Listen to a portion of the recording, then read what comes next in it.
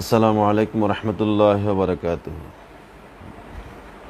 সুপ্রিয় শ্রোতা, দর্শক, দূরের কাছের সকলকে আন্তরিক শুভেচ্ছা, মোবারকবাদ।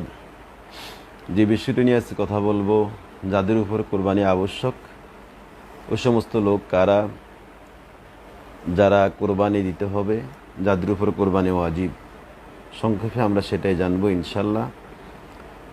মহান আল্লাহ সুবহানাহু ওয়া তাআলা কুরআনুল কারীমের মধ্যে ইরশাদ ফরমান, ফাসাল্লি লিরাব্বিকা ওয়ানহার।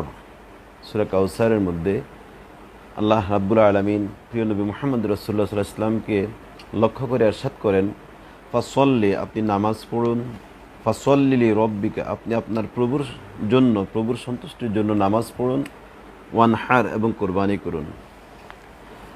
কোরবানি করা কাদের উপরে ওয়াজিব, আবশ্যক, এ সম্পর্কে আমরা একটু জানবো। সেটা হলো ফতুয়ায়ে শামি, সে কিতাবের মধ্যে এসেছে যারা প্রাপ্তবয়স্ক তাদের উপর কোরবানি ওয়াজিব। প্রাপ্তবয়স্ক, সুস্থ মস্তিষ্ক সম্পূর্ণ, জ্ঞানবান এবং মুকিম, স্বাধীন, সচ্ছল, এ সমস্ত ব্যক্তিদের উপর কোরবানি ওয়াজিব।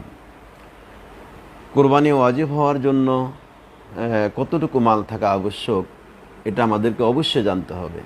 এ সম্পর্কে আমরা একটু জানি যে এ সম্পর্কে ফতুয়ায়ে তাতারখানির মধ্যে এসেছে। আমরা জানি জাকাতের জন্য, সদকাতুল ফিতরের জন্য যে নেসাব, কোরবানির ক্ষেত্রেও সেই নেসাব। যে ব্যক্তির কাছে, যে নারী নর কাছে, যে নর নারীর কাছে, যে পুরুষ এবং মহিলার কাছে 7.5 তোলা স্বর্ণ অথবা 52.5 তোলা রূপ্য অথবা এই দুটার একটার সমপরিমাণ অর্থ যার নিকটে মজুদ থাকবে, অতিরিক্ত খরচ ব্যতীত, যার নিকটে এই পরিমাণ অর্থ 52.5 তোলা রূপ্য অথবা 7.5 তোলা স্বর্ণ অথবা এই দুইটার যে কোনো একটির মূল্য অতিরিক্ত খরচ বাদ দিয়ে, যার নিকটে ঈদুল আজহার 10 তারিখ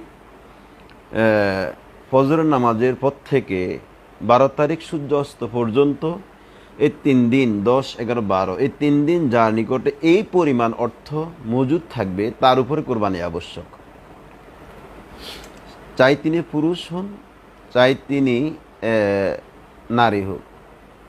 তাহলে আমরা সংক্ষেপে জানলাম, যার নিকটে 7.5 তোলা স্বর্ণ অথবা 52.5 তোলা রূপ্য অথবা দুইটার একটা, 52 তোলা স্বর্ণ নাই, 52 তোলা রূপ্য আছে, অথবা 52 তোলা রূপ্যও নাই, স্বর্ণও নাই, যদি এই